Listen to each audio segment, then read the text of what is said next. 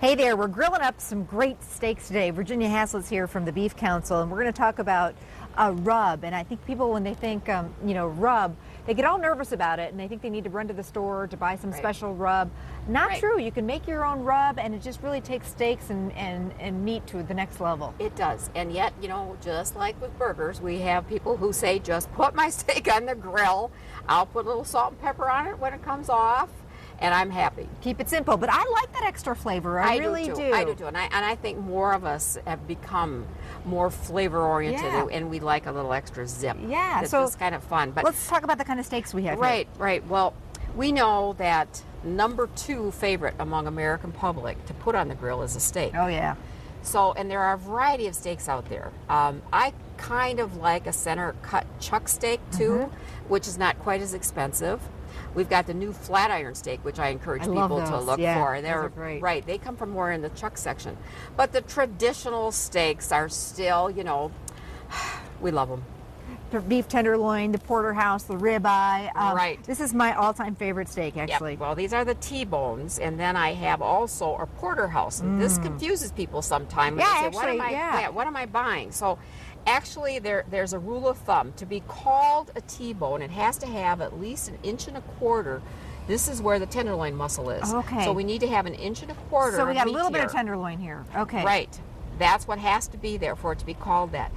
Anything over that, then, they have the right to start calling that, which we have here, the porterhouse. So you can see how much of a, and now this is the tenderloin. Yum. So if I were to cut this out, this would become a tenderloin steak. But I like this type of steak because you got a little bit of everything. I love the tenderloin, but I also like, Yes. the other side. The other side. Now, and then if we were to cut along this T-bone, here's the traditional T-bone, and if I were to cut this out along here, then this section here becomes known as the top loin steak. Got it. Or like a New York strip. Yeah, that's what I was, okay. Top loin or New York strip. Sometimes it's called Kansas City. I think it's Kansas City if you leave a little bone on it.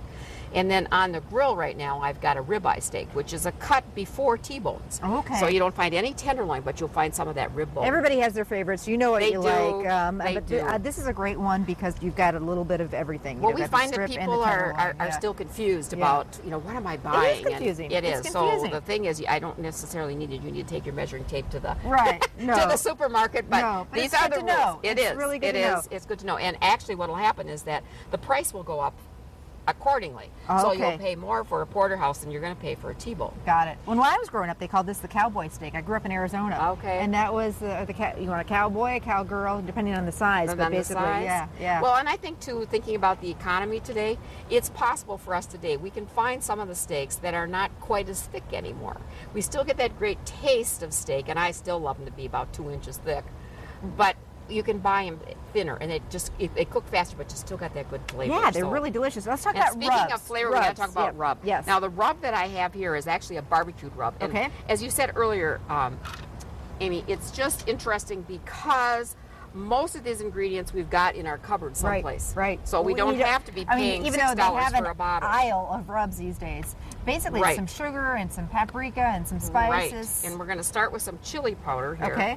And this particular recipe, I think, takes a couple of tablespoons of that. And I'm just going to mix it right here on this dish so we can see the colors as they go together. So chili powder. Then we got chili powder, and then we have to have some brown sugar. Now that's I think important in a lot of the rubs is a little bit of sugar. A little bit of sugar has to go sweeten in it there. up. And then we have to go with some cumin. Cumin, which is that smoky flavor. And I think we put about a tablespoon of that goes in too. Those good. Yes, you're right. The smoky flavor is what comes in there.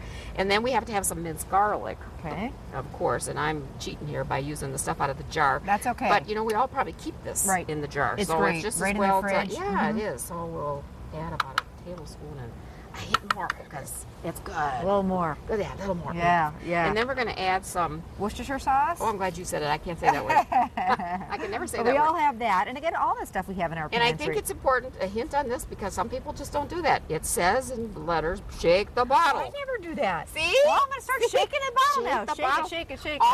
All those good extra herbs and spices go to the bottom. So you got to shake them up. I'm going to start shaking it. You got to shake them up. Pinch of red pepper, should we do? Yeah, pinch of red pepper. It takes only about a quarter of a cup, or a quarter of a teaspoon, I should say. A cup, we wouldn't be able to get near it, would we? And a little bit of Okay, apple cider and we're vinegar. going to put some cider vinegar So in this this rub one. has it's a little bit of a wet rub. It's a There's little a dry bit. rub and a You're wet rub. Is probably that about good there. good? Yeah, I Okay. think you're good there, and I'm just going to... Which just Yes, makes they are it easier dry to and wet. kind But do you realize that everything that we put in here is stuff that most of us have in our kitchens? Absolutely. You don't have to run out and buy those. And you can Oh, that looks experiment, good, you know, doesn't as it? long as you've got a little sugar, a little, you know, Absolutely. just some Brown sugar, extra chili powder if you like garlic. that. Right. And I heard whoopies from the camera crew when we said extra garlic. Oh, yeah, absolutely. But beef and garlic do go well together. Now, when you put a rub on, how long do you want to let a rub sit on before you grill it? Actually, a rub can just be put on and it can go to the grill. Okay. It's not a whole lot of weight and head up, but you could. Now, we have a choice. Should we grill the T-bone or should we join the porterhouse steak? Both. One for you, one for me. Oh, and the staff is saying yes, yes, yes. Yeah. So we'll just, I just usually use my fingers to pat it on Rub it all in there. and rub it all on. And sometimes I don't mind letting that rub sit on there for an hour or so in the fridge, just to Right, really right. let it get in there. Well, you know, But it's interesting because I was doing some reading and we like to say that you should probably keep things in the refrigerator and just until they're ready to go on.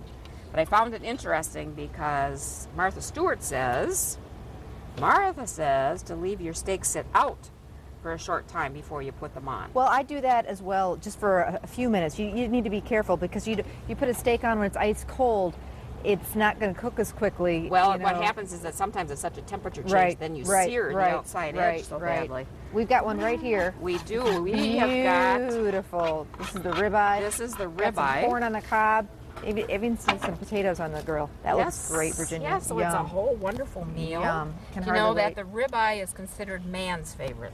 Yeah, that my husband Bob does love a ribeye. Does he he love does. a ribeye? Well, Yeah, that it's a seems guy to be what steak. they say. So Virginia, thanks I'm so into my much. work. Yes, This enjoy looks beef so for good. the Can't summer wait to and get those enjoy on. those wonderful steaks. I will, absolutely. And All the remember beef. recipes, yes. You can find it on our website, fox11online.com. Click on Living, they'll be right there. Or you can call the Beef Council, you'll send them out to people. We will send those recipes. Yeah, they have to call 800-728-2333.